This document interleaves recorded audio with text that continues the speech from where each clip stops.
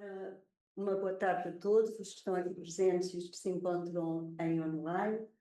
E, antes de mais, quero agradecer o convite que me foi formulado para vir apresentar uma metodologia que é a história oral como fonte de arquivo.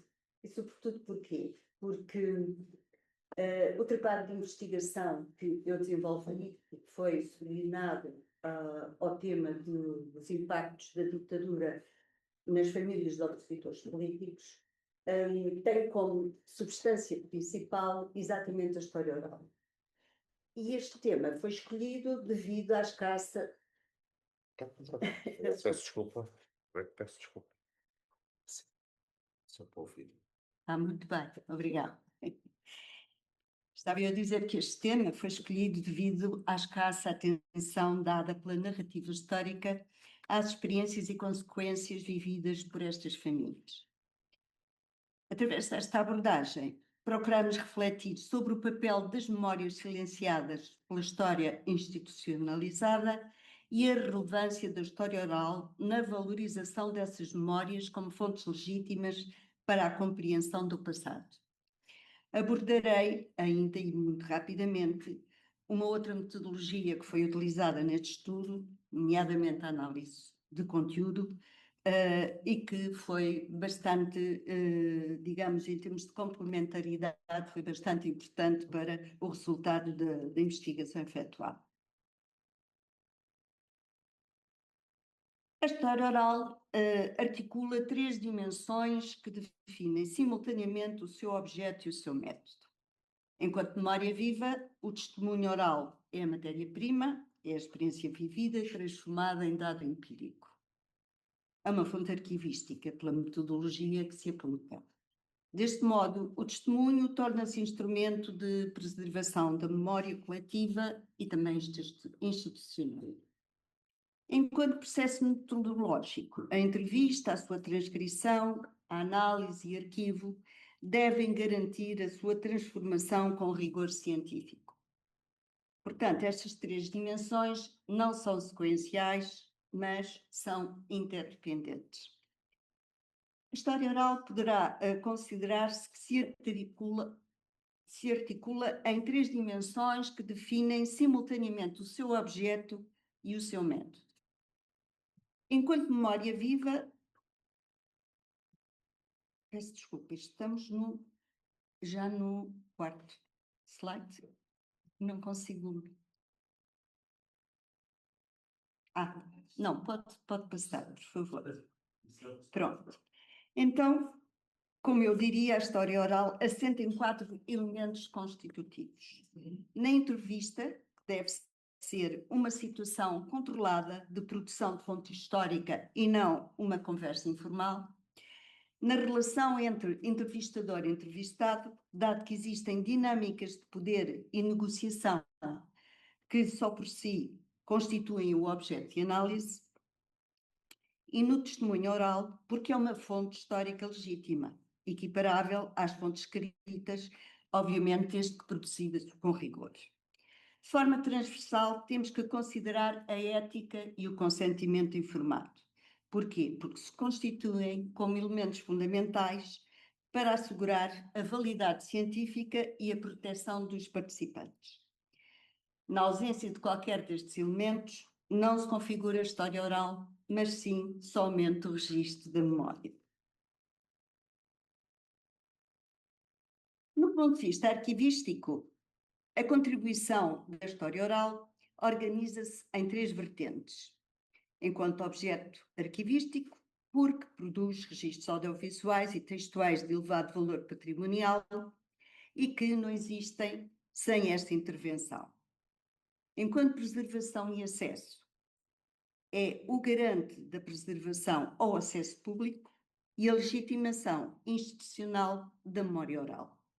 Neste âmbito, complementa as fontes escritas, ampliando o corpus documental disponível, ou seja, a história oral não substitui o arquivo tradicional, mas expande-o.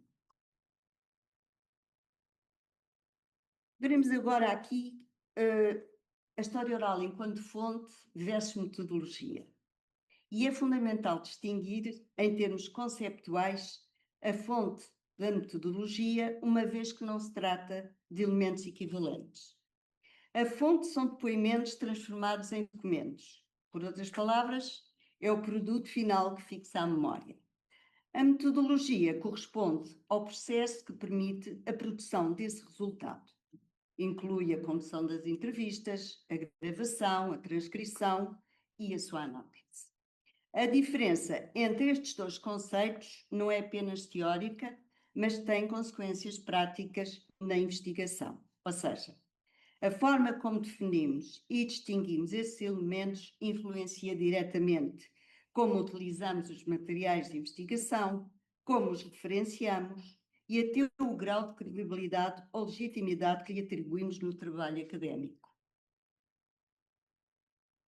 As suas etapas vamos apresentar aqui em 4 etapas que são sequenciais e interdependentes. Primeiro é a preparação. Define-se o tema, elabora-se o guião e asseguram-se as condições éticas e o consentimento. A entrevista, o seu registro pode ser audiovisual ou sonoro. A escolha do tipo de condução da entrevista pode ser diretiva, semidiretiva ou narrativa, adequada aos objetivos que são pretendidos. Finalmente, a transcrição, porque no registro oral torna-se, neste, digamos, processo, a transcrição torna o registro oral em texto pesquisável. Para esse efeito, existem programas específicos. Nós utilizamos o Transcriptor e o Premiere Pro, que são efetivamente softwares que resultam, embora seja sempre necessário haver uma certa revisão daquilo que nos é facultado, porque surgem muitas vezes algumas incorreções ortográficas e no fundo, é sempre necessário fazer essa revisão. Depois, há uma quarta fase, que é a análise de conteúdo, que eu irei falar muito sumariamente, porque basicamente o que é este trabalho, e que foi, no fundo, o essencial que me foi proposto, era falar sobre a história oral, mas no trabalho de investigação efetuado, foi complementado e surtiram realmente dados bastante significativos, foi complementado através da análise de conteúdo, porque no fundo ela permitiu-nos, a partir de identificação de temas, de padrões e significados, permitiu-nos realmente a ter uma noção muito mais concreta daquilo que realmente os próprios testemunhos nos foram dando, e que aqui são depois, através destas metodologias, uma forma muito significativa de comparar aquilo que efetivamente as entrevistas nos transmitem e depois a sua confirmação através deste processo de análise de conteúdo. Gostaria aqui de referir que, enfim, falámos atrás nas tipologias de entrevista, mas vamos aqui colocar um pouco mais em detalhe os 3 tipos de entrevistas que podem ser efetuadas. E isto é, a escolha condiciona sempre e diretamente o tipo de fonte que se produz. Se for uma entrevista diretiva, o guião é rígido, há um forte controle, a informação é estritamente específica e é útil para comparar respostas. A semidiretiva já tem um guião flexível. É uma escuta ativa, aprofundamento temática e é a tipologia mais utilizada na história oral. Depois temos a entrevista tipo narrativa, que é um relato livre e que é centrada totalmente na experiência ou do entrevistado ou até do resultado do evento.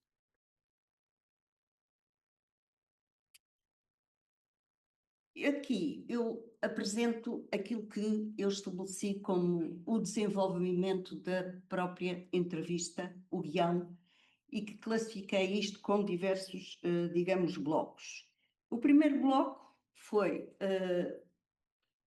considerar os dados pessoais, o agregado familiar, o local de residência, e que permitiu caracterizar e comparar os grupos urbano e rural que nos interessava também para este trabalho de investigação.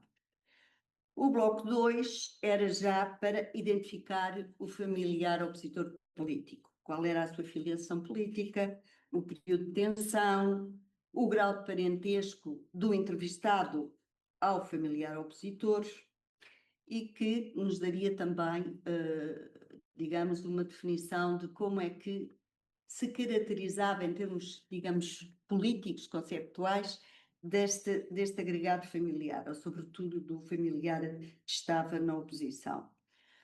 O bloco 3 já, no fundo, desenvolveu as memórias factuais que, no fundo, verificavam a idade da pessoa que estava a ser entrevistada, o tempo ou a idade em que esta pessoa tinha, na altura em que o familiar foi aprisionado ou que estava na clandestinidade, com quem viveu, se teve deslocação geográfica pelos impactos sofridos pelo aprisionamento ou pela clandestinidade do familiar, e isto garantia os elementos de comparação entre as entrevistas.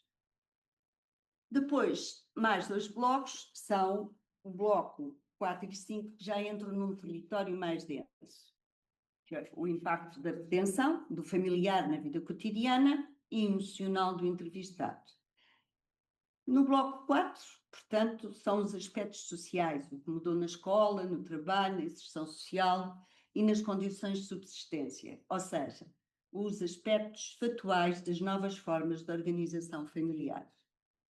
O bloco 5 já foram as consequências emocionais. Procurámos entender que memórias é que existiam da detenção do familiar, o que lhes foi dito como explicação, o que representou essa ausência e também as emoções vividas, ou seja, quando visitavam o familiar à prisão, o tempo, o espaço, a impossibilidade do contacto físico com o familiar que estivesse preso ou clandestino. E aqui a fonte oral foi, além do documento escrito, é um registro, sobretudo, do que o entrevistado sentiu e que sente, e não apenas o que aconteceu. Portanto, a questão das memórias emocionais é de uma importância bastante significativa quando fazemos a história oral. No processo de transcrição, e voltando aqui digamos, à situação da transcrição do resultado das entrevistas, o sonoro orgânico torna-se texto estabilizado e pesquisável. A transcrição converte esse material em texto organizado, fixo e facilmente consultável. Em concreto, é necessário passar do registro audiovisual mais fluido e contextual para um documento escrito que pode ser analisado, codificado e pesquisado de forma sistemática. E este slide apresenta 3 fases a considerar: a captura, por meio, lá está, do sonoro, do audiovisual orgânico, e ao registro original da entrevista ou da interação. Contém a intuação, contém pausas, contém emoções e contexto. A transcrição, que constitui um processo de conversão epistemológica do material audiovisual para o registro textual, e a produção de um documento matriz. O resultado final permite a sua posterior integração em software de análise, possibilitando o tratamento tanto qualitativo como quantitativo dos dados. E é aqui que a voz se torna dado. A quantidade da conversão determina a qualidade de toda a análise. Aqui é exatamente a passagem, para explicar melhor, daquilo que foi o resultado da transcrição das entrevistas para aquilo que se pretende, que é fazer a sua análise depois, a análise do seu conteúdo.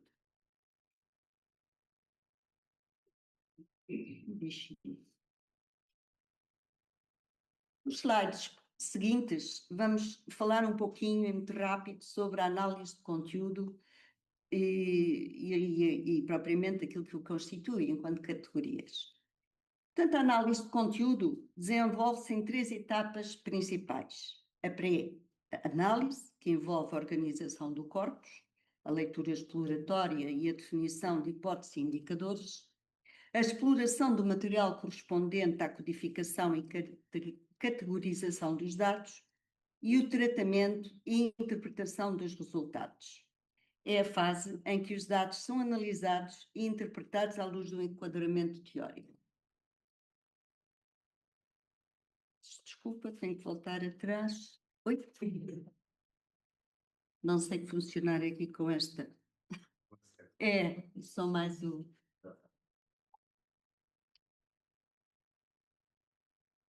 Portanto, estes slides, portanto, vão mostrar as categorias que foram criadas e as subcategorias, e é importante aqui referir que, para além de estar estabelecido nestas categorias e subcategorias, mais ou menos regido-se pelo guião que nós tínhamos partido para as entrevistas, as próprias entrevistas foram-nos dando inputs que depois expandiu a própria possibilidade de se criar mais categorias.